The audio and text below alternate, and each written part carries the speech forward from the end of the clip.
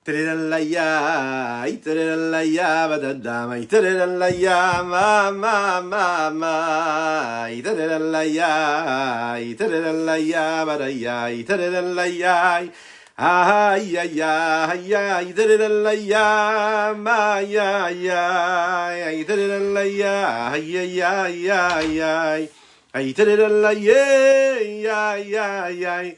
Da-da-da, da-da-da, da-da-dum, ba, ma, ma, ma, da-da-da-la-ya, ay-ay-ay-ay-ay, da-da-da-la-ya, ay-ay-ay, ay, da-da-da-la-ya, ay-ay-ay, da-da-da, da-da-da, da-da-da-la-la-la-ya, ay, da-da-da-la-ya, da-da-da-la-ya, da-da-da-la-ya, ma, ma, ma, ma.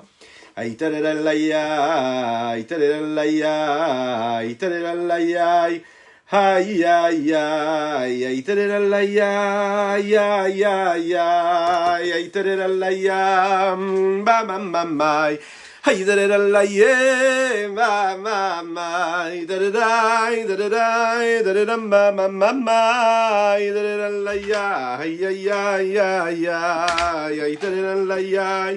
Ay, ay, ay, ay, ay, tararalay, ay, ay, ay, ay, taradam, taradam, taradam, bam, bam, bam.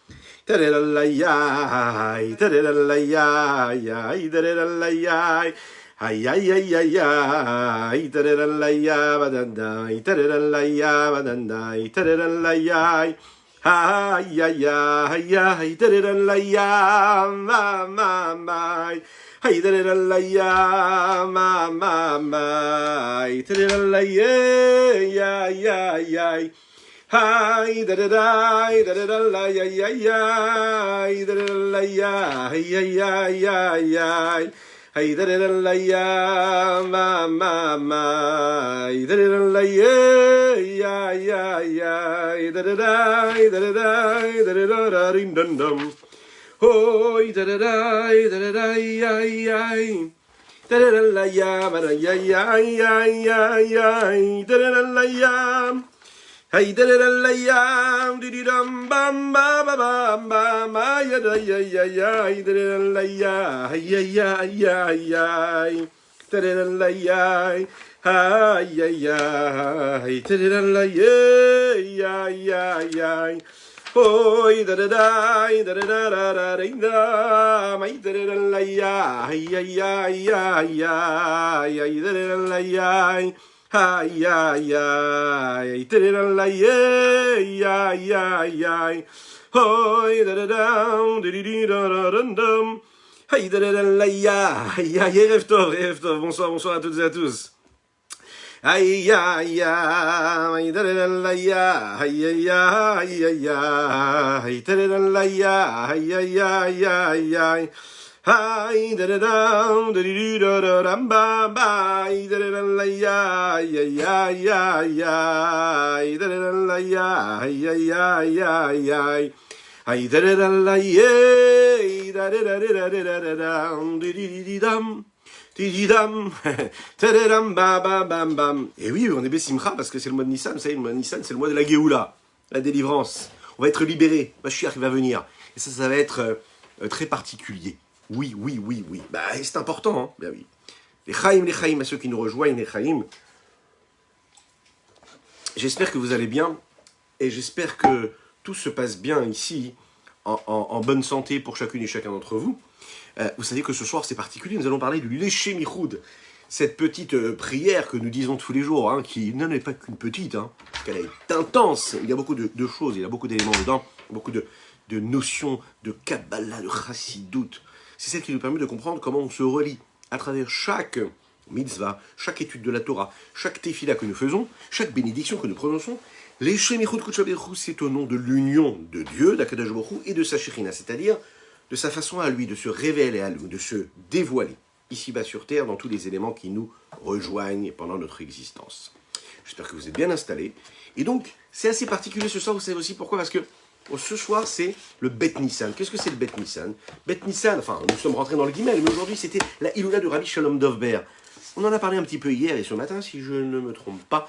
Rabbi Shalom Dovber, c'est le père du Rabbi Yosef Yitzhak, le Rabbi précédent, qui était le beau-père du Rabbi de Lubavitch actuel, Rabbi Menachem Mendel Schneerson. Rabbi Shalom Dovber, c'était un grand érudit. Il a écrit des livres, ce qu'on appelle les Seferim Hamarim, différentes œuvres de chassidoute profondes, très profondes, qui nous expliquent, qui étayent, qui approfondissent chaque idée, qui est cité dans la Kabbalah ou qui est cité dans la chassidoute du Hanur HaZaken, etc. Il avait l'habitude de lire quelque chose de très particulier. D'ailleurs, c'est ce qu'il a dit, quelques heures avant de quitter ce monde-là. Il a dit comme ça, Ani ole la shamayim ve'et haktavim ani mashir lachem. Je monte au ciel, et puis mes écrits, je vous les laisse. Il a déjà été expliqué plusieurs fois, le Rabbi le dit dans une de ses sirotes qu'il a dit, à l'occasion de ce Bet Nissan, de ce 2 Nissan, qu'a priori, par l'intermédiaire et par les écrits du Rabbi Shalom Dovber, et comme tous les écrits qu'une personne laisse quand elle quitte ce monde-là, surtout quand c'est un Talmid Chacham et un Tzadik, on a la possibilité de l'avoir. C'est-à-dire que d'avoir le Rabbi Shalom Dovber, nous l'avons à travers ses écrits. Encore plus que cela, on peut saisir le Tzadik tel qu'il est maintenant dans le ciel, auprès de Dieu. Pourquoi? Parce qu'on sait que les Tzadikim ressemblent à leur Créateur. C'est la raison pour laquelle, de la même manière que Dieu s'est rentré lui-même, s'est entré, il s'est imprégné quelque part dans la Torah, puisqu'on sait qu'il a déjà été expliqué ce qui est dit, le premier mot qu'il a prononcé dans les 10 paroles de la Seret HaDibarot, c'est le mot Anochi. Qu'est-ce que ça veut dire Anochi? Ce sont les initiales d'une phrase qui dit comme ça, Ani et nafshi katafti venatati. En araméen, telle qu'elle est toujours apprise et prononcée, Ananafshi ketavit yavit. C'est-à-dire, mon âme, moi, mon âme, je l'ai mis, je l'ai écrite et je l'ai donnée. Akadosh Baruch Hu, il s'est écrit lui-même, il a écrit son âme. Il a imprégné, il a introduit son âme et ce qu'il est lui dans la Torah. Donc quand on étudie la Torah, alors, Oti Atem Lokrim, c'est Dieu lui-même qu'on prend. Quelque chose d'énorme. On peut le saisir de cette façon-là. Et rêve tov à ceux qui nous rejoignent. C'est un infini bonheur pour moi de vous retrouver en cette magnifique soirée que Dieu nous offre sur la terre. Oui, c'est important de le dire. Alors, de la même manière qu'Akadosh Baruch Hu, que Dieu, lui, il rentre dans la Torah, et il est la Torah lui-même, et qu'on peut saisir Dieu quand on étudie la Torah. Il en est de même pour tous les tzadikim, les grands justes, les grands talmidei chachamim, les grands sages. Quand on étudie leurs écrits, c'est eux qu'on saisit. C'est chaque maître qu'on saisit à travers ses écrits. On s'unit avec lui. Quand on met les paroles du Rabbi Shalom Dovber avec les paroles des chachamim qui nous ont été données globalement, qui ont été dites sur le matin de Torah, sur le don de la Torah, on voit qu'il y a quand même une différence. Si on regarde la phrase « Ana nafshi ketavit yavit », Akadosh Baruch Hu qui parle et qui dit « Je me suis mis dans la Torah », c'est intéressant de voir que dans cette phrase-là, on voit que Dieu dit « Je me suis mis dans la Torah » et quand vous étudiez la Torah, vous êtes en mesure de me saisir. Et les mots qui ont été employés par le Rabbi Shalom Dovber, qui sont quoi? Quels sont ces mots? Ces mots, c'est « Ani ole la shamaim » je monte au ciel, « Ve'et aktavim ani mashir lachem » mais les écrits, je vous les laisse. C'est pas pareil. Akadosh Baruch Hu lui dit qu'il s'est mis, qu'il s'est imprégné dans l'étude de la Torah, dans les paroles de Torah. Et puis le Rabbi Shalom Dovber lui dit non. Lui dit autre chose. Il dit pas non, mais il dit autre chose. Il dit je vous laisse cela. Donc c'est pas pareil. Dieu nous donne. Par contre, le Rabbi Shalom Dovber, il nous laisse quelque chose et il nous laisse nous faire la démarche d'aller les chercher. Donc a priori, cette expression-là de laisser quelque chose, ça veut dire qu'on peut comprendre ce que le Rabbi Shalom Dovber disait quelques heures avant de quitter ce monde-là. Il est en train de dire, je suis en train de vous laisser quelque chose. Je vous le laisse. À vous de faire un travail. À vous d'aller travailler, d'aller faire l'effort, d'aller saisir cela. Vous savez que sur l'étude de la Torah, qu'est-ce qu'il est dit? L'étude de la Torah, il faut l'étudier du matin au soir. Il faut aller la chercher, la Torah. Quand on étudie la Torah, elle était appelée au nom d'Akadosh Baruch Hu. D'ailleurs, c'est ce que nous disons. Ashrei Shasher, lo alach batzat reshaim ou derchataim lo amad. Mais c'est dit aussi qu'un homme, qui est l'homme qui est heureux, c'est Hashem chefzo.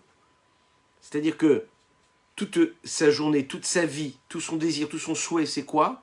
C'est d'être dans la Torah Hashem. Son désir, ce qu'il souhaite dans la vie, c'est quoi? C'est de s'inscrire dans la Torah. D'un côté, l'objet de l'homme, c'est la Torah. De l'autre côté, c'est la fatigue de l'homme. c'est quelque chose qu'il a, mais c'est qu'il reçoit, mais c'est aussi parfois quelque chose qu'il doit aller saisir lui-même. C'est-à-dire qu'il doit faire un effort pour pouvoir la saisir. On peut comprendre ici ce que le Rabbi Shalom Dov Ber est en train de nous dire. Il est en train de nous dire que quand il nous dévoile la chassidoute, quand il nous permet de saisir, de comprendre la profondeur de la Torah, eh bien, c'est à nous d'aller faire cette démarche, de faire cette démarche-là, d'aller apprendre et d'approfondir les textes pour comprendre vraiment ce qu'il est dit ici.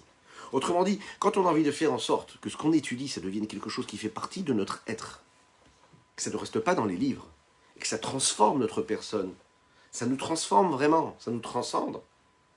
Il fallait se fatiguer, aller étudier les textes profonds de la Chassidoute qui nous permettent d'intégrer ce que veut dire d'avoir une vie selon les préceptes de la Chassidoute, selon cette vie-là, selon cette ferveur-là. Et l'étude de la Chassidoute qui nous a été donnée par le Rabbi Shalom Dov Ber, c'est ce qui va nous permettre de conclure cette introduction vers notre sujet, c'est l'approfondissement. C'est une étude qui est très approfondie, très intellectuelle. On rentre dans les détails. Parfois, quand on étudie la Chassidoute, on a parfois peur de poser des questions. On se dit, mais comment est-ce que je vais poser une question sur quelque chose d'aussi profond? Le Rabbi Shalom Dov Ber, il vient ici, il nous dit, la Chassidoute, tu peux l'apprendre comme tu étudies la Gemara. Ça veut dire qu'il va falloir que tu étudies ça, que tu rentres dans les détails, que tu te poses des questions, que tu apprennes cela profondément. Loha Baishan Lamed, c'est pas celui qui a honte, qui lui peut être quelqu'un qui va devenir un vrai étudiant, quelqu'un qui étudie. Tu veux devenir quelqu'un qui étudie, évoluer dans ton étude, dans ta compréhension, n'hésite pas à poser des questions. Et Rev Tov. J'ai une question. Oui, je vous écoute. J'ai oublié de faire le Hanassi aujourd'hui, est-ce que je peux le faire maintenant? Non, pas le soir. Et je pourrais rattraper demain? Bezrat Hashem, mais sans le nom d'Hachem. D'accord. Chazak, je vous en prie. L'étude de la Torah l'étude de la Torah Chassidoute telle qu'elle est vue par le Rabbi Shalom Dov Ber, ça doit être vu et ça doit être imprégné par quelque chose de très profond, par une remise en question, par une recherche, par une compréhension, pas juste se dire alors c'est comme ça qu'on me l'a enseigné et je ne me pose pas de questions. Quand on veut vivre vraiment comme un chassid il doit vivre, on doit vraiment se poser des questions, d'aller approfondir les textes, apprendre avec approfondissement, passer des heures d'études, apprendre, d'étudier sérieusement, profondément, pas juste passer en revue comme c'est, lire les textes et lire les mots comme ça pour se rendre quitte. Voilà ce que nous a laissé le Rabbi Shalom Dov Ber, et c'est ce que nous essayons de faire dans nos rendez-vous quotidiens. Nous étudions ce soir les Ilou Nishmat, le Reb Reuven Ben Isser, mais aussi les Ilou Nishmat Sima Bat Esther Golda, ainsi que pour le mérite de chacune et chacun d'entre vous. Je vous dis donc un grand Lechaïm, et nous démarrons ce Leshem Yichud. Leshem Yichud Kutsha Berichu Shrimte, le Yachada Shem Yudke Bevavke Beyichud Hashenim, Beshem Kol Israël. Il y a une notion de nécessité de s'unir, l'unicité qu'il y a entre Dieu et l'homme. Cette unicité qu'il y a entre Akadosh Baruch Hu, qui est bien au-dessus de tous les mondes que nous connaissons, c'est-à-dire le monde des limites, le monde de la nature, le monde des codes, le monde des espaces, le monde du temps, le monde de toutes ces barrières avec lesquelles nous vivons, ces critères, ces ancrages, ces repères. Et puis il y a Dieu qui est au-dessus de tout cela. Et nous, ce qu'on nous demande de faire juste avant la Tefila, c'est de créer cette union entre Akadosh Baruch Hu et nous-mêmes. Comment on peut réussir cela? Alors c'est pas un hasard si cette phrase-là nous la prononçons juste avant la Tefila. Le Rabbi Shneur Zalman de l'Iyadi l'explique dans le Likutei Torah, et il nous dit comme ça. Par quoi elle commence la Tefila? Elle commence par les Psukei des Imra. Qu'est-ce que c'est les Psukei des Imra? C'est déjà introduire le Baruch She'amar. Qu'est-ce que c'est Baruch She'amar? C'est un texte qu'on a reçu. On n'est pas capable de dire où est-ce qu'il a été écrit à la base, mais on l'a reçu du ciel, ce texte-là de Baruch She'amar. C'est ce qui est inscrit dans les livres. Ce Baruch She'amar qui décrit ce que Akadosh Baruch Hu a fait quand il a créé le monde. Baruch She'amar vaya olam. Béni sois-tu Dieu qui a quoi? Qui a juste parlé et le monde fut. De ce Baruch She'amar, nous disons les Psukei des Imra, qui sont ces psaumes-là de David Ameler, qui constituent la première partie de la Tefila, l'évolution, qui va nous amener vers les brachot, les bénédictions du Shema Israël. Et là, ce qu'on est en train de nous dire, juste avant de dire ces Psukei des Imra là, ces psaumes-là de David Ameller, nous disons cette phrase. Et on dit que tout ce que nous allons dire, on le dit pour unir Akadosh Baruch Hu et sa Shrina. Quelle est la différence entre Akadosh Baruch Hu et sa Shrina? Un jour on dit c'est Hachem, un jour on dit non c'est sa Shrina. Mais quel est le rapport? Le rapport c'est que les deux c'est pareil. Oui, mais pourquoi une fois on appelle ça Akadosh Baruch Hu et une fois on appelle ça la Shrina? Alors Akadosh Baruch Hu c'est tel que Dieu, il est au-delà de toutes les limites. Et la Shrina c'est le rayonnement d'Akadosh Baruch Hu, c'est l'évidence de Dieu telle qu'elle est conçue, telle qu'elle est visible, perceptible, ici-bas sur terre. Quand je dis visible, on se comprend, c'est-à-dire qu'on peut la percevoir, qu'on peut la saisir, qu'on peut voir quand on va la chercher avec nos limites à nous. C'est-à-dire, la Shrina, c'est la lumière de Dieu qui s'adapte au réceptacle et aux limites de chacune et de chacun. Les Shem Yichud Kudsha Berichus, ça veut dire aussi autre chose. Ça veut dire qu'on va unir par ce que nous allons dire dans la Tefila ou par la mitzvah qu'on va accomplir pendant la journée, Shem Yudke Bevavke. Le nom de Yudke avec le Vavke. Qu'est-ce que c'est Yudke Vavke? On sait que Yudke Vavke, c'est le nom d'Hachem. Il y a différents noms. Dieu, il a différents noms. Pourquoi est-ce qu'il a différents noms? À travers chaque nom, il se révèle différemment. Voilà pourquoi il y a différents noms. Elohim, c'est un des noms de Dieu. Yudke Vavke, c'est le nom de Dieu. Yudke Vavke, Yudke Vavke, on les sépare en deux, on les coupe en deux. Yudke, c'est tel que Dieu se révèle du haut vers le bas. Vavke, c'est l'élan du bas vers le haut. Il est Shem Yichud Kudsha Berichu Ushrinte. Dieu, c'est le côté Yudke, celui qui donne. Vavke, c'est celui qui reçoit et qui fait l'élan, qui fait la démarche de s'élever, de se laisser transcender par la présence de Dieu qui descend et qui rejoint le Yudke et qui s'unissent. Et nous, ce qu'on est en train de dire dans ce Shem Yichud, on est en train de dire que tout ce qu'on va faire pendant notre journée, tous les mots qu'on va prononcer dans la Tefila, chaque mitzvah que nous allons accomplir, ce sera au nom de cette union-là. C'est pas juste qu'on va étudier la Torah parce qu'on trouve ça sympathique, qu'on trouve ça super beau intellectuellement ou philosophiquement parlant. C'est pas qu'on va faire une mitzvah parce que c'est important de faire telle ou telle mitzvah. Non, on va le faire parce qu'on sait que quand on va faire telle mitzvah, quand on va étudier la Torah, on va s'unir avec Dieu. C'est-à-dire que c'est plus haut que nous. Parce que si ça dépendait de nos limites à nous, vous savez ce qui se passe. Parfois on a envie, parfois on n'a pas envie. Donc on ne ferait pas la mitzvah. Si ça dépendait de nos limites à nous, et si en réalité quand on faisait la mitzvah, c'était pas juste pour s'unir avec Dieu, eh bien on se dirait non mais attends, là j'ai fait quelque chose de pas bien. Comment maintenant je peux faire une mitzvah alors qu'il y a 10 minutes je me suis mal comporté? Comment je peux m'assurer d'étudier la Torah si juste avant je sais que je ne me suis pas comporté comme il fallait? Là on te dit non, tu t'es pas comporté comme il faut, ça c'est une chose. Mais quand tu vas étudier la Torah, tu vas t'unir avec Dieu, que tu le veuilles ou non, c'est comme ça.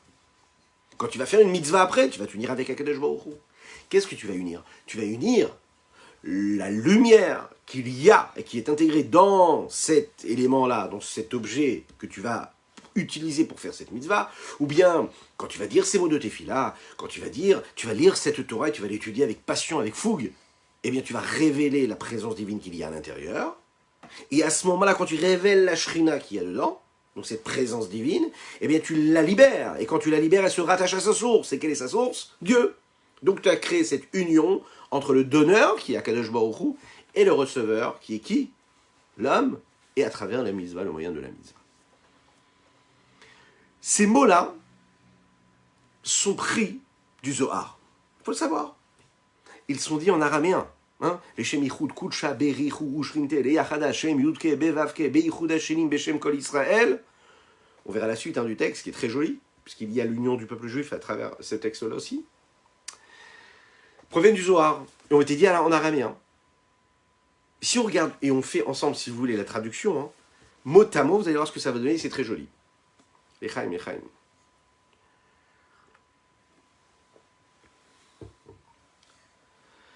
Alors, les Shem, au nom, c'est-à-dire que le but de la Tefila et de l'accomplissement des mitzvot pendant toute la journée, c'est pourquoi? C'est pour Ichud, Kudsha, Berichu, Ushrinte. C'est pour unir Akadosh Baruch Hu et sa Shrina. Et grâce à cela, quand on unit Akadosh Baruch Hu et la lumière de Dieu qui est dans chaque élément du monde, alors à ce moment-là, les Yachadash et Yudke Vavke, on crée l'union entre les deux noms d'Akadosh Baruch Hu, qui sont le Yudke et le Vavke. Les deux parties de ce nom de Dieu s'unissent. Cette union-là, c'est pas juste une union comme ça. C'est une union qui est Yichud Hashelim. Elle est parfaite, c'est l'unicité entière, complète, parfaite. Et tout ça, on le fait comment? Pour qui? Comme et de quelle façon? Beshem Kol Israël. Un juif, il fait pas ça tout seul. Un juif qui réussit à réunir les deux parcelles, les deux parties du nom de Dieu, il ne fait pas ça pour lui. ni pour sa famille. Il le fait Veshem Kol Israël. Il est fait au nom de tout le peuple juif. On est plusieurs, on est tous ensemble. Ouais. Donc je pense à tous, et que quand je suis en train de faire cette mitzvah-là, je développe et je dévoile, je libère une présence divine qui va être consacrée, qui va servir le Ham Israël entier. Pas juste moi. Alors on va essayer de comprendre un petit peu ce que cela veut dire. Qu'est-ce que ça veut dire cette union-là qu'il y a? Qu'est-ce que c'est cette unicité? Et pourquoi est-ce qu'on a besoin de créer cette unicité? Est-ce que Dieu vraiment a besoin de ça? Quel est le principe même et la définition de ce qu'est Akadosh Baruch Hu et de ce qu'est la Shrina? A priori, ce sont deux noms de Dieu différents. Pourquoi est-ce qu'à ce moment-là, on nous demande de les unir? Quel rapport y a-t-il entre le Yud-Ke et le Vav-Ke? Ce qu'on a donné un petit peu succinctement, quelques éléments d'explication. Et comment est-ce qu'on peut réussir cette unicité complète et totale? Parce que quand on dit que c'est Ichud HaShelim, ça veut dire une union parfaite et totale, ça voudrait dire qu'il pourrait parfois y avoir une union qui ne serait pas parfaite et totale. Dites-moi dans les commentaires, vous, et dites-nous, hein, qu'est-ce que vous en pensez? Qu'est-ce que ça voudrait dire une union qui est une union mais qui n'est pas parfaite? Pourquoi est-ce qu'on précise ici Ichud HaShelim? Qu'est-ce que ça veut dire l'union parfaite? Ça exclut une union qui ne serait pas parfaite, mais c'est quoi une union qui n'est pas parfaite? Le nom de Kutsha Berichu et Shrinte, ce sont deux parmi plusieurs noms qu'Akadosh Baruch Hu a. Pourquoi est-ce que Akadosh Baruch Hu a besoin de différents noms? Il faut savoir que chaque nom d'Akadosh Baruch Hu exprime une certaine qualité particulière qu'il y a chez Dieu et se révèle à travers ce nom-là. Comme il est dit dans le Midrash, sur le dialogue qu'il y a eu entre Akadosh Baruch Hu et Moshe, au moment où Akadosh Baruch Hu a demandé à Moshe de leur faire savoir qu'ils allaient bientôt sortir d'Égypte. Ah, c'est dans quelques jours là pour nous, Bezrat Hashem. Moins de 2 semaines, on sort d'Égypte. Pessah. À ce moment précis, Moshe va poser une question à Akadosh Baruch Hu. Il va lui dire, mais Ve'amruli ma shemo, ma omar alehem. Les bénis Israël vont me demander, mais c'est qui ce nom-là? Comment il s'appelle ton Dieu là qui est venu? Tu viens au nom d'un Dieu, oui? Il s'appelle comment? C'est-à-dire, avec quel nom tu vas te révéler? Bien sûr que le peuple juif savait de qui il parlait Moshe quand il disait Dieu il m'a envoyé pour vous faire sortir d'Égypte. Mais la question que le peuple juif pose là à ce moment-là, c'est sous quel nom, sous quelle apparence il va se révéler là, Dieu? Sous quelle apparence il vient de nous délivrer? Akadosh Baruch Hu lui a répondu Eheye Asher Eheye. Eheye Asher Eheye. Je serai celui que je serai.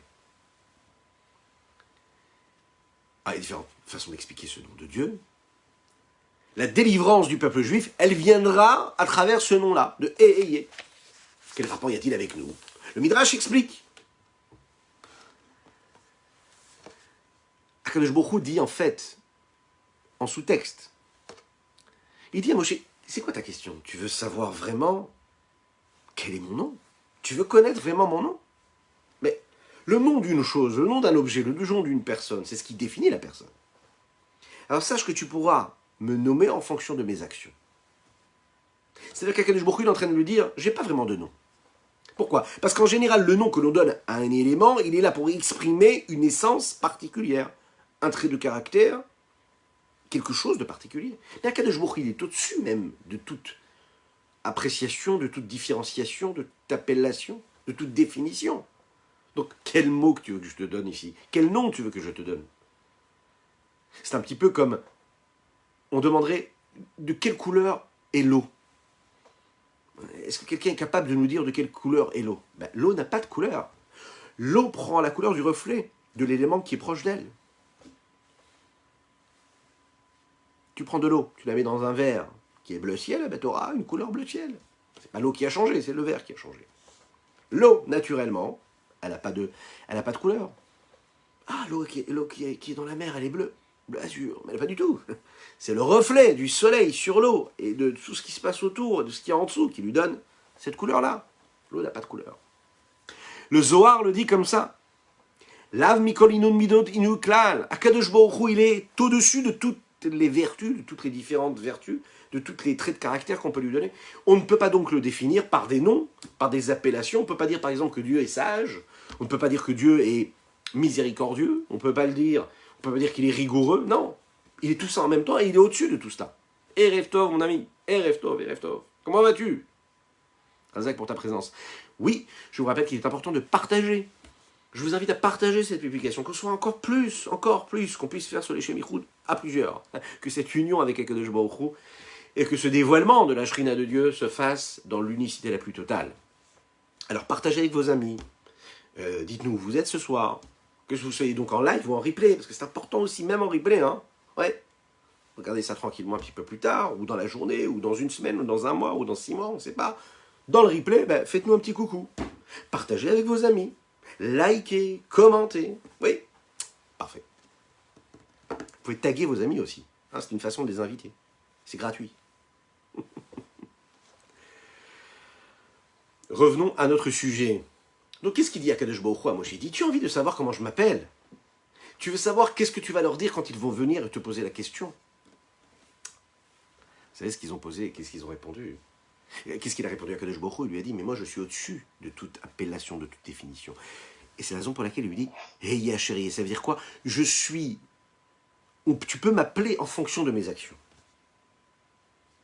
En fonction de mes actions, tu peux m'appeler. Ça veut dire quoi? Ça veut dire que quand je fais du bien dans le monde, alors je suis appelé Kel, hein, Aleph Lamed. C'est le nom de Dieu qui se révèle à travers le Chesed. Quand je suis rigoureux, et quand je crée aussi de la rigueur dans la créature, dans le monde, alors à ce moment-là, on m'appelait comment? Elohim. Quand je suis miséricordieux avec les créatures, comment est-ce que je vais m'appeler? Availlé. Yud Kevavke. Quand je fais par exemple la guerre, quand je suis un dieu de guerre, ouais, parce que c'est vrai aussi que parfois il l'est, eh bien là, qu'est-ce qui se passe? Je suis appelé Tsevakot. Et quand, par exemple, je règne sur le monde, alors à ce moment-là, je suis appelé Adné. Aleph Dalet Nun Nun, qui est donc Adon, le maître du monde. Comme c'est expliqué dans la Chassidut, qu'Akadosh Baruch Hu, il a créé en réalité ces traits de caractère différents, qui sont ce qu'on appelle les midot, qui se trouvent chez chacune et chacun d'entre nous, et qui sont aussi l'émanation et le reflet dans ce que nous connaissons et de ce que nous pouvons nous révéler, et à travers ce que nous nous révélons, et qui prennent prennent leur source, hein, qui trouvent leur énergie et leur existence dans ce qu'on appelle les séphirotes, qui portent les mêmes noms d'ailleurs. Qu'est-ce qu'elle nous dit la Chassidut? Elle nous dit qu'en réalité, quand on parle de Chorma, quand on parle de Chesed, quand on parle de Gevura, de sagesse, de bonté et de rigueur, ce sont des forces divines par lesquelles Akadosh Baruch Hu influence, donne une vitalité au monde, et c'est par ces midotes-là qu'il dirige son monde. Mais peut-être qu'il utilise ces outils-là, ces traits de caractère, ces vertus-là. Mais en rien ça le change lui, c'est-à-dire qu'il est au-dessus. Il n'a aucun rapport avec ces valeurs-là. C'est un petit peu comme, par exemple, vous savez, l'outil qu'utilise un artisan. L'outil qu'il utilise, l'outil est très éloigné de ce que l'artisan est. C'est peut-être un très grand artiste, par exemple, d'accord, qui est en train de confectionner une œuvre phénoménale, exceptionnellement belle. Mais pour réussir cela, il a besoin d'une petite tenaille, ou il a besoin d'un petit pinceau. Ok? Un petit pinceau, une petite tenaille, un morceau de fer. Avec ça, il va créer quelque chose d'exceptionnel. Est-ce qu'on peut dire que l'objet qu'il tient dans sa main est comparable avec ce que lui, il est, c'est-à-dire sa personnalité, sa sagesse? Non, pas du tout. Il n'y a aucun rapport entre ce que tu portes dans la main et ce que tu es toi. Une personne qui fait de la cuisine, d'accord? En train de confectionner un magnifique plat. Bon, ça ne veut pas dire que c'est le top chef. Peut-être que oui, hein. C'est pas obligatoire. Ça veut dire, tu utilises un outil, mais c'est pas parce que tu utilises cet outil que ça veut dire que toi tu l'es. Ah, tu es très éloigné de cet outil. Parfois tu t'en sers. Quelque part, si on peut s'exprimer ainsi, cet exemple-là, on peut le donner par rapport à Kadosh Baruch Hu, c'est-à-dire que quand Dieu utilise la sagesse, la miséricorde, la rigueur, parce qu'il s'en sert pour créer quelque chose dans le monde et à un moment précis, parce qu'il se révèle à travers cette vertu-là ou ce trait de caractère, ça ne veut pas dire que c'est lui. Il s'en sert à un moment, parce que c'est ce qui nous parle, parce qu'on a besoin d'avoir des intermédiaires. D'accord? D'un autre côté, on sait que les Chachamim précisent, ils nous disent comme ça. Les filles ma'asai ani nikra. Quand Akadosh Baruch Hu dit à Moshe Rabbeinu, en fonction de mes actions et de ce que je fais, tu peux m'appeler, tu peux me nommer. Il est en train de lui dire Ani Nikra. Ça veut dire que dans mes actions, c'est moi qui suis dans mes actions. D'un côté, on pourrait dire que Dieu il se détache de ses actions. Ah ben, j'utilise des outils pour créer l'œuvre, mais en réalité, je suis très très éloigné de l'œuvre. Ok, de l'outil qui crée l'œuvre. D'un autre côté, Ani Nikra, ça veut dire que le moi de Dieu, il est dans ce petit geste. Il est dans cette miséricorde, il est dans ce moment de bonté, de grâce, il est dans ce moment de rigueur. Donc en fait, Dieu, il est partout. Et il se révèle à travers chaque chose, chaque élément. Donc les deux sont vrais.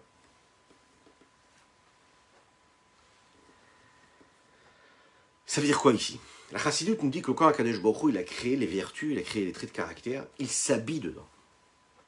Et c'est donc le sens que peuvent avoir donc chaque nom de Dieu. Quand Akadosh Baruch Hu fait un acte de bonté, il s'habille dans la vertu de la bonté qui est appelée Aleph Lamed Kel. Quand il fait des actions par exemple de rigueur, ben il s'habille dans la rigueur, dans la contraction, dans la compression, dans la condensation, dans les limites. Il est appelé Elohim. Mais il reste lui détaché de tout cela, c'est-à-dire qu'il reste ce Dieu qui est infini, qui est illimité. Echaim, Echaim.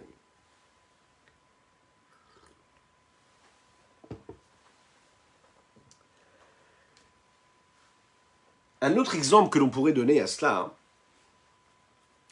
qui est donné dans la Chassidoute, c'est aussi, tout à l'heure on a parlé de l'eau, ok? Ou c'est comme la lumière par exemple. Quand on prend par exemple de la lumière, une intense lumière ou une légère lumière, et on la laisse passer à travers une vitre qui est transparente. Alors la lumière qui va passer à travers la vitre, c'est donc la même qui va passer. On aura peut-être un peu moins de lumière, mais on aura la même couleur de lumière. Admettons qu'on prend une vitre teintée d'une couleur rouge, couleur bleu ciel, etc. La lumière qui va entrer dans la pièce, ce sera donc une lumière qui va prendre la couleur de la vitre. À savoir, si c'est bleu, ben, il y aura des reflets bleus dans la pièce. Si c'est jaune, ce sera plus jaune. Si c'est rouge, ce sera rouge.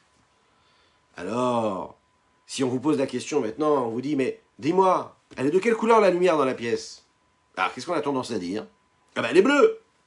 Eh ben non. C'est pas la couleur de la lumière qui est bleue. C'est la fenêtre qui est bleue. La lumière, elle n'a pas changé. C'est toujours la même lumière. C'est la même source de lumière. Ce qui change, c'est la vitre que tu mets. C'est la teinte que tu mets. Et donc, la couleur qu'il y a dans la pièce, ce n'est pas la couleur de la lumière, c'est la couleur de la vitre. Et pareil pour l'exemple qu'on a donné avec l'eau. L'eau qu'il y a dans le verre, ça reste toujours la même eau. Elle a toujours la même couleur. Seulement si je la prends avec un verre qui est de cette couleur-là, alors le verre va donner une couleur. Il va donner une couleur à l'eau qui se trouve dedans. Donc en fait, ici, les noms de Dieu sont exprimés ici. Ils servent aussi de la même manière à Dieu. Les noms de Dieu sont là pour définir quelle est l'action qui est accomplie par Dieu à ce moment-là précis. Et le fait qu'il y ait différents noms, et qu'il y en ait plusieurs d'ailleurs, ça fait donc allusion à la multiplicité d'actions et de gestes que Dieu va faire, si on peut s'exprimer ainsi, et de formes d'influence de lumière qu'il va donner à l'humanité et au monde en général. C'est un petit peu ce qui s'est passé, ce qui a posé problème, vous savez, au peuple juif, quand ils ont reçu la Torah au Har Sinaï, au mont Sinaï. D'abord, ils étaient un petit peu embêtés parce qu'ils étaient un peu perdus. Pourquoi? Ils ont vu Dieu au moment de la sortie de la mer Rouge. Ouais. Ils sortent d'Égypte, c'est la mer Rouge qui se fend en deux. Akadosh Baruch Hu se révèle, on dit Ish Milchama. Hein? On le dit dans la Shira, dans la Shira. Ish Milchama, un dieu de guerre. Et voilà qu'ils arrivent au mont Sinaï, et là, c'est plus du tout cela. On voit, hein, eux, ce qu'ils voient, c'est plus du tout cet homme, enfin, si on peut l'appeler ainsi, cette personnalité qui se révèle à travers la guerre, mais ils voient une entité recouverte de blanc et de la miséricorde qui émane de cette entité-là. Alors ils se sont dit, mais on ne comprend pas vraiment ce qui se passe. Il y a quoi ici? Il y a deux domaines, il y a deux forces. Il y a une force de puissance, les 10 plaies, faire ouvrir toutes les eaux qu'il y avait dans le monde à ce moment-là. un Dieu de guerre qui combat les Égyptiens, qui les tue tous d'un coup. Et là, on a un Dieu de miséricorde qui se révèle dans le blanc, dans la miséricorde qui nous donne la Torah, la lumière. Ils sont perdus. Ils ne savent pas interpréter ce qui se passe. En fait, à la lumière de ce que nous avons expliqué juste avant, on est capable de comprendre qu'Akadosh Baruch Hu, il est unique.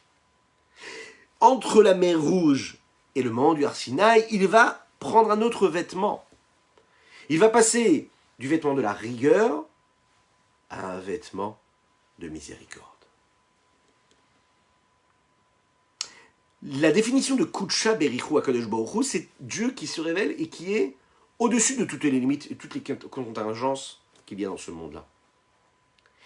La Shrina, quand on fait référence à la Shrina, donc dans ce Leshem Yichud et en général, c'est Dieu qui se révèle et qui apparaît dans les limites du monde. C'est pareil avec ces noms-là. Ces deux noms-là reflètent et mettent en allusion quelque part. Qu'est-ce qu'Akadosh Baruch Hu veut être à ce moment-là? Excusez-moi. Si on regarde bien le nom de Akadosh Baruch Hu, Kudsha Berichu. Kudsha Berichu, ça fait allusion à la situation pendant laquelle Akadosh Baruch Hu prend un vêtement, le vêtement de la Kdusha. Kdusha, c'est quelque chose qui est Kadosh. Shabbat Kodesh. Qu'est-ce que c'est la Kdusha? La Kdusha, c'est la sainteté. La sainteté, c'est ce qui est séparé. Kadosh, Mouvdal. Ce qui est Kadosh, c'est séparé. Ça veut dire quoi séparé? Ça veut dire que, qu'on le veuille ou non, c'est comme ça. Dans les lois de la Torah, par exemple, il y a la séparation. Séparation des hommes avec les femmes. La séparation. C'est pas qu'il y a une ségrégation. Il y a une séparation. Et la séparation, c'est le fait de donner, dans un moment précis, dans un endroit, Kadosh, dans une Beth Knesset, il y a une Gdusha. Et la sainteté, ça exprime la valeur et l'intensité de lumière, de présence de Dieu qu'il y a à ce moment-là. Et en effet, qu'est-ce qui reflète la sainteté? C'est la séparation. Les jours de la semaine, ça n'est pas le jour de Shabbat. Le jour de Shabbat, ça n'est pas les jours de la semaine. Ce ne sont pas les jours de la semaine parce qu'il y a quelque chose de spécial le jour du Shabbat. Et c'est ce qu'il fait qu'il est spécial, c'est parce qu'il est différent, parce qu'il est séparé du reste. À chaque fois que dans l'histoire du peuple juif, malheureusement, et c'est la fête d'ailleurs qu'on se prépare à vivre à la fête de Pessah, à chaque fois qu'on a voulu oublier qu'on doit être séparé, c'est-à-dire qu'on doit être différent, pas encore une fois parce qu'on est élitiste, il ne faut pas penser comme ça. Et en plus, ça peut être mal interprété. C'est pas du tout ça. Le peuple juif, c'est pas le peuple élu dans le sens où il est ségrégationniste et qu'il se prend pour quelque chose de plus important que le reste. Non, pas du tout. C'est juste qu'il a une mission. Il a une mission particulière. À chaque fois que le peuple juif a dit « je vais ressembler au monde qui m'entoure, à la société qui m'entoure, au monde qui m'entoure », à chaque fois qu'il s'est dit « je vais perdre mon nom, je ne vais plus m'appeler comme on doit m'appeler, je vais m'habiller comme mes semblables, comme la société qui m'entoure, je vais ressembler à eux », ouais, eh bien il s'est perdu. Il s'est assimilé. Assimilé, vous savez, pas dans le sens où on nous demande d'être assimilé dans les sociétés, dans les différents mondes, parce que bien sûr qu'il faut s'assimiler, c'est-à-dire respecter les lois du pays dans lequel nous vivons. Oui. Mais ne pas perdre son âme, ne pas se changer, ne pas se transformer. À chaque fois que le peuple juif, il a voulu trop imiter les nations qui étaient autour de lui, il a perdu de sa superbe, il a perdu. Et là, les nations du monde sont venues juste après pour lui rappeler, pour lui taper à l'épaule et lui dire « Peu importe si tu as une longue barbe, peu importe si tu es habillé comme un juif, peu importe si tu vas à la synagogue ou pas, sache que tu es un juif et que je te détesterai parce que tu es juif. » Et malheureusement, on sait ce qui s'est passé à chaque fois dans notre histoire. On a su nous chercher et nous trouver, comme le rabbi de Lubavitch l'avait dit, de la même manière qu'on est venu nous chercher et qu'on a su nous trouver parce qu'on était juifs pour nous faire disparaître, que Dieu nous en préserve, eh bien il faut aller chercher chaque juif pour le sauver et pour le libérer de son exil personnel. Ça veut dire que quand on est capable de comprendre qu'il y a une séparation, qu'il y a une gdusha, alors là on a une vie qui est tranquille. Les nations du monde, ça ne les dérange pas en fait, qu'on soit en paix, en sérénité. Quand est-ce qu'ils nous cherchent des problèmes? C'est quand on veut cesser d'être ce que nous sommes. Quand on veut perdre de cette gdusha, de cette sainteté-là, alors là, ils nous ramènent à ce qu'on est vraiment. Ils nous tapent sur l'épaule. Ils ne supportent pas, en fait, en réalité. Qu'on brille, là, on ne devrait pas briller. Il faut briller partout. Bien sûr qu'il faut faire tout ce qu'il faut faire. Il faut apporter tout ce qu'on apporte à l'humanité. Et c'est ce qui s'est passé à travers l'histoire. Mais ne jamais perdre cette sainteté-là qu'on a en tant que juif. Kadosh, c'est Akadosh Baruch Hu qui reste détaché de toutes les créatures et de toutes les limites du monde, tout en rentrant et tout en étant dans le monde et lui donnant les énergies qu'il a besoin de recevoir. Je suis dans les limites du monde, mais je reste à l'extérieur de ce monde-là. Je garde ma particularité. Je garde ma sainteté.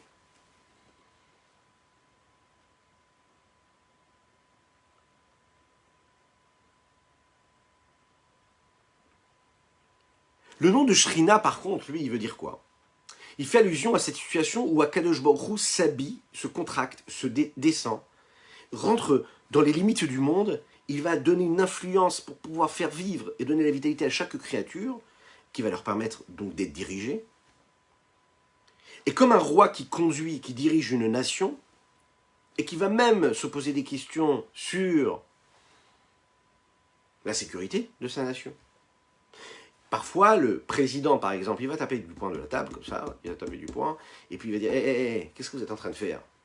Et là, quand il prend un petit peu les rênes, il va prendre des décisions, parce qu'il est à l'extérieur, parce qu'il a le recul que ses ministres n'ont pas, et lui, en fonction de ce que chaque ministre va lui demander de faire, il va prendre la décision, parce qu'il va prendre en compte tous les domaines qu'il faut respecter, à savoir le domaine extérieur, le domaine intérieur, le domaine de la santé, le domaine de l'économie, et en fonction de toutes ces informations-là, parce qu'il est au-dessus du peuple et au-dessus de ses ministres, il a la possibilité de prendre la décision adéquate. Et si c'est un bon président, c'est un bon roi, alors il fera ce qu'il faudra et il prendra la bonne décision. À des moments précis, il va donner la possibilité à chaque ministre d'avoir des énergies, c'est-à-dire d'avoir des capacités, d'avoir la possibilité de prendre des décisions qui sont nécessaires, pour permettre de conduire le pays comme il faut. Et quand il donne la possibilité à chacun d'exister, qu'il va lui donner la vitalité, le pouvoir qui lui est réservé, ça ne veut pas dire qu'il s'est limité lui-même au pouvoir de chacun. Il reste à l'extérieur, il garde de la hauteur, et à des moments précis, il va prendre les décisions qu'il faut et dire à tel et tel ministre qui est dans tel ou tel domaine, là, à ce moment-là, on te demande de te mettre un petit peu en veilleuse. Là, on te demande de te mettre un petit peu sur le côté. Là, on va faire plus confiance à ce domaine-là. On va privilégier, par exemple, l'économie et un peu moins la santé. Un peu plus la santé, un peu moins l'économie. Pourquoi? Parce que la vision d'ensemble lui permet de diriger le pays autre que dans la catastrophe. La Shrina, c'est ça. La Shrina, c'est Dieu qui se révèle à travers un trait de caractère, à travers une énergie bien définie, bien précise et bien limitée, en fonction de ce que cela doit être. C'est comme ça, par exemple, qu'un père de famille, un foyer doit être conduit aussi et dirigé. Être capable de donner de l'importance à chacun des enfants, parce que cet enfant, il a besoin de cette attention-là, on va lui donner cette attention-là. Et quand l'un des enfants va dire « mais moi aussi je veux », on lui répond « écoute, toi, tu n'as peut-être pas besoin de ça. » Tout simplement. Pourquoi? C'est pas que lui, il est meilleur ou que toi, tu es meilleur. Non, c'est que lui, ce qu'il a besoin, c'est ça. Et toi, tu auras besoin d'autre chose, et tu auras ce que tu auras besoin. Parce que chacun doit recevoir la vitalité qu'il doit recevoir en fonction de ses traits de caractère, de ses nécessités, de ses besoins, de ses manques. Un roi qui décide de donner partout pareil, à tous et toutes, c'est pas ça. Ça, c'est un monde qui arrive à la catastrophe.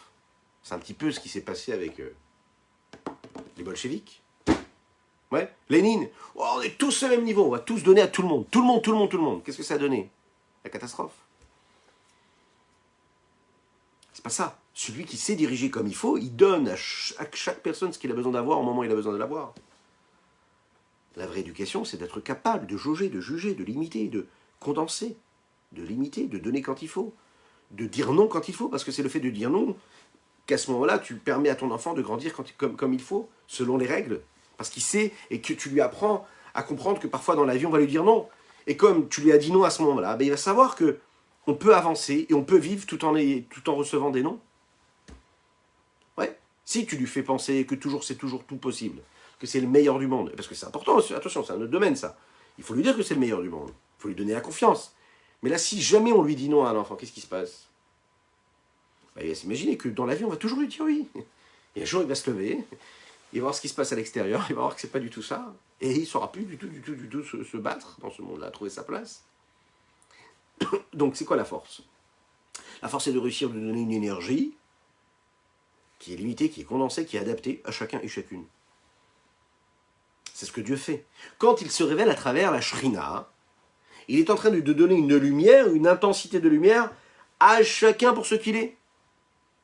C'est-à-dire pour ce qu'il a besoin. Chaque élément de la nature, que ce soit le minéral, que ce soit le végétal, que ce soit l'animal, que ce soit l'homme.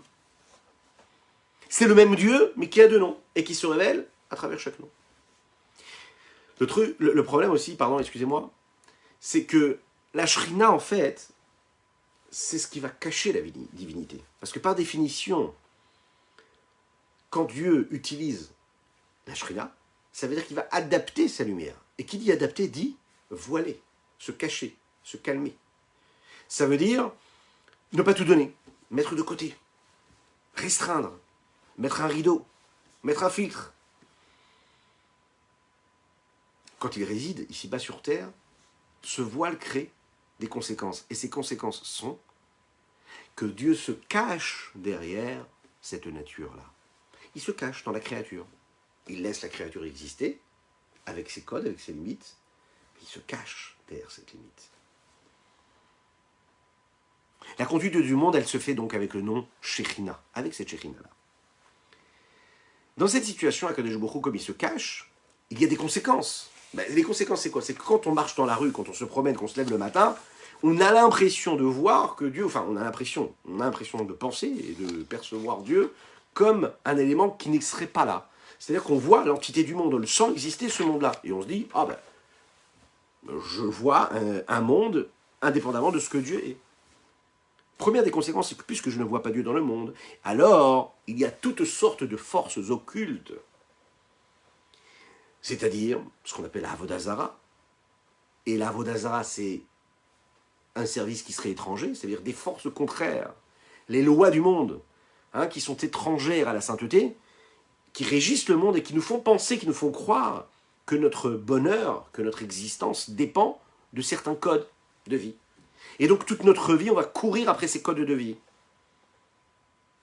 Société de consommation, cette société qui va imposer ses codes et ses critères du bonheur, etc. C'est étranger à la présence de Dieu. C'est-à-dire que Dieu, il s'est tellement caché qu'on voit un monde qui fonctionne en fonction de lois qui, a priori, ne sont pas les lois que Dieu, lui, nous transmet dans la Torah, par exemple. Alors, à ce moment-là, on regarde la terre. Et sur la terre, on voit toutes sortes de petites feuilles, petites fleurs, et de beaux arbres qui poussent. Et tous ces végétaux-là, on les regarde. Et on a tendance à penser, mais qu'ils sont naturels. Et puis, s'ils sont naturels, ça vient tout seul. Ah non, c'est parce qu'on a mis un peu d'eau quand même. Ah d'accord, ok, parfait. Donc en fait, c'est quoi? C'est la combinaison de l'eau et de la terre qui a permis à ces végétaux de pousser. Ben, je veux dire, alors parfait. Il n'y a pas de Dieu ici, c'est la nature. Depuis que le monde est monde, c'est la nature. Dieu il s'est caché dans cette nature-là. Donc en fait, les conséquences de ce voile-là, c'est que quand on regarde, on ouvre les yeux, avec les mauvaises lunettes, eh ben, qu'est-ce qui se passe? On se dit c'est la nature, c'est normal ce qui existe. Et il y a, de l'autre côté, d'autres conséquences. Il y a par exemple ce qu'on appelle les chassidés ou motaolam, toutes ces personnes-là qui font partie des nations du monde, qui ne font pas partie du peuple juif, qui croient en ce créateur, qui croient en Dieu, et qui savent dire la vérité, qui savent que c'est un Dieu qui crée tout ça. Il y a un créateur, il y a quelqu'un qui conduit cette vie-là sur Terre, cette humanité. Et ils savent très bien que la force d'Akadosh Baruch Hu s'habille et se cache dans les créatures. Mais qu'est-ce qu'ils vont dire à ce moment-là? Et c'est là aussi où il faut faire très attention à cette nuance-là. On peut avoir tendance à penser qu'Akadosh Baruch Hu s'est limité dans les lois de la nature sous cette forme-là, et que comme il s'est limité, il a donné le pouvoir à la nature d'exister sans lui. La nuance, elle est là.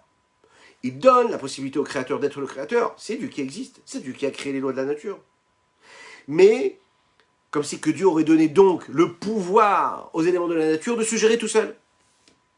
Et que quelque part, Dieu se serait retiré de la créature après lui avoir donné le pouvoir de régénérescence et de revitalisation perpétuelle. Il croit en Dieu, mais un Dieu qui serait au-dessus du monde. Par exemple, ils vont se dire, cette force-là qui est dans le végétal, c'est une force divine. Mais pour pouvoir activer cette force divine qu'il y a, eh bien il faut semer et il faut abreuver la terre.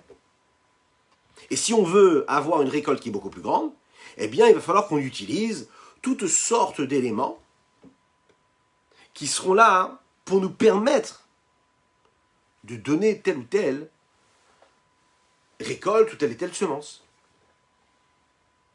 Ils sont persuadés que les lois de la nature viennent de Dieu. Mais une fois qu'ils ont été fixés, ils ne peuvent plus jamais changer. Et donc, quelque part, Dieu se serait retiré.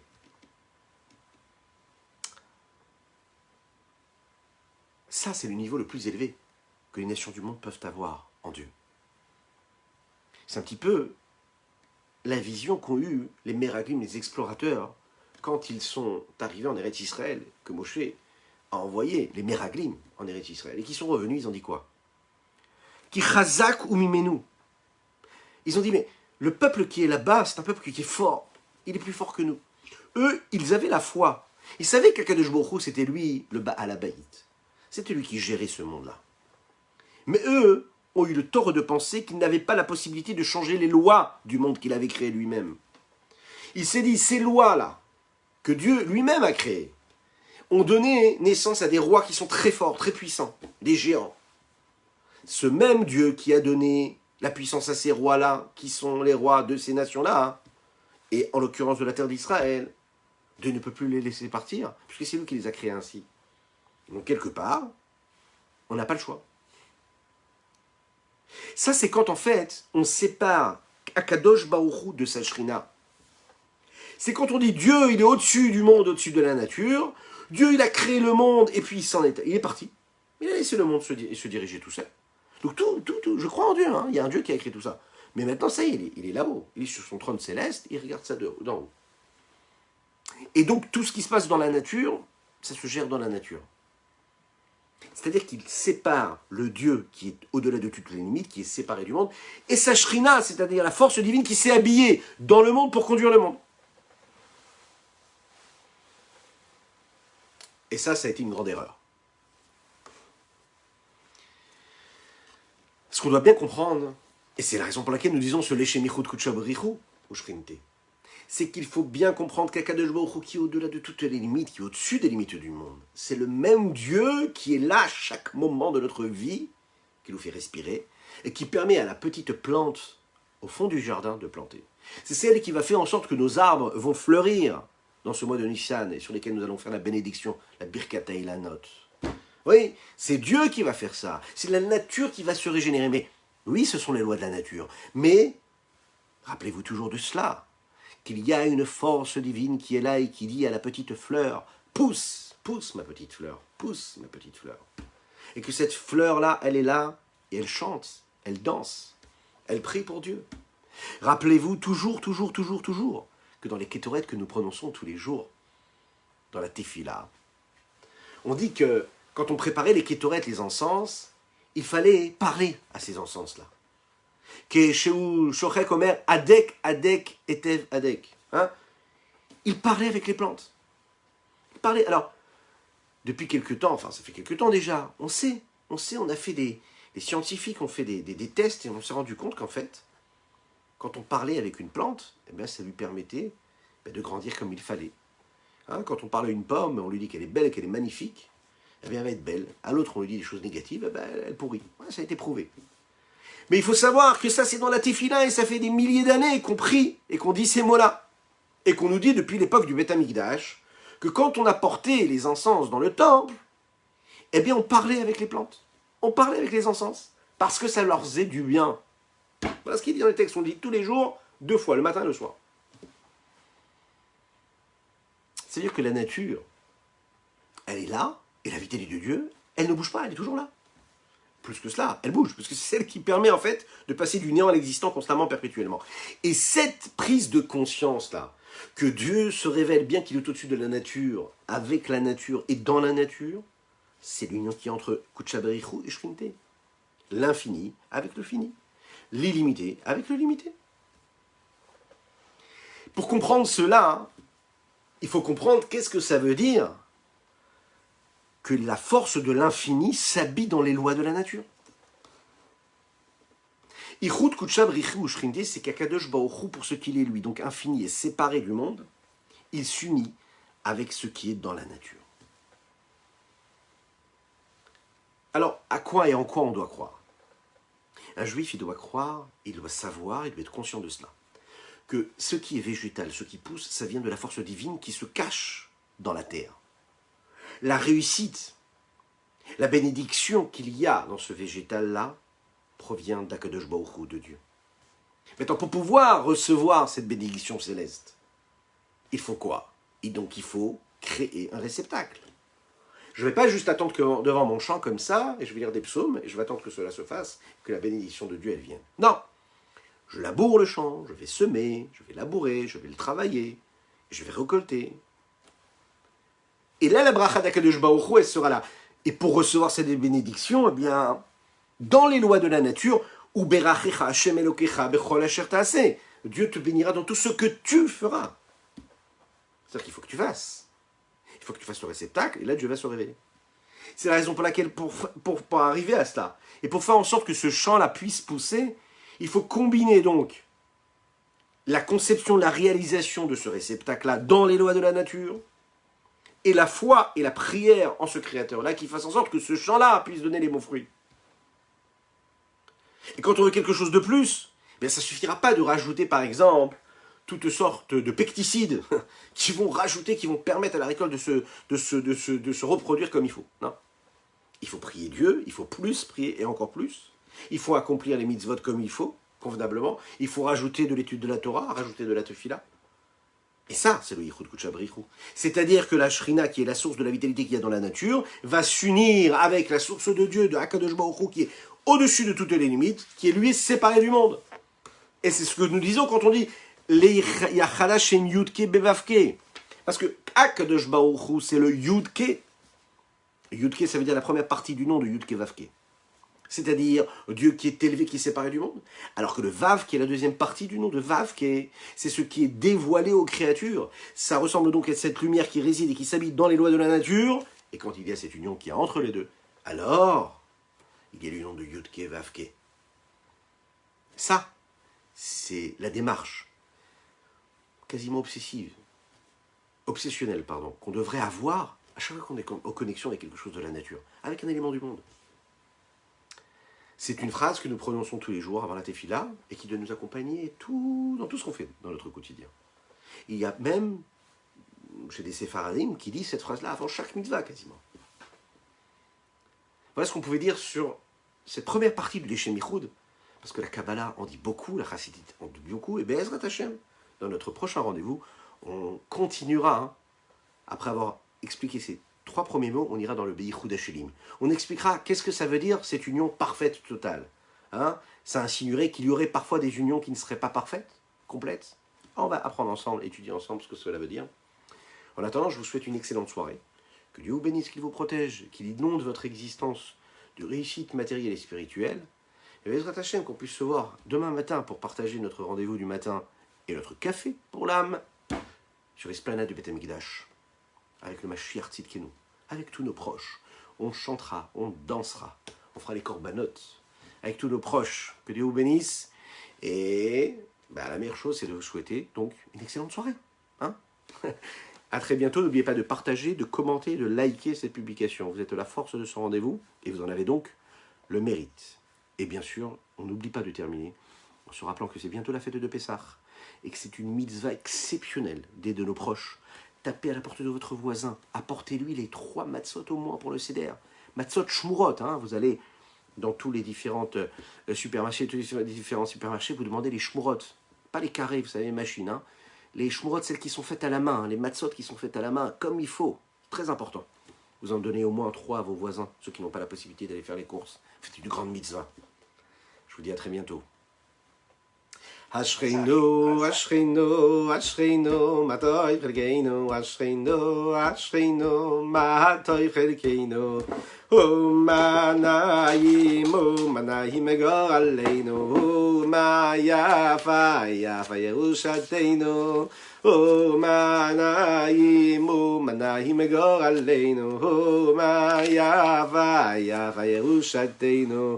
Umanayim, Nayim, Nayim Megor Aleinu, Umayafa, Yafa Yerushateinu. Umanayim, Nayim, Nayim Megor Aleinu, Umayafa, Yafa Yerushateinu.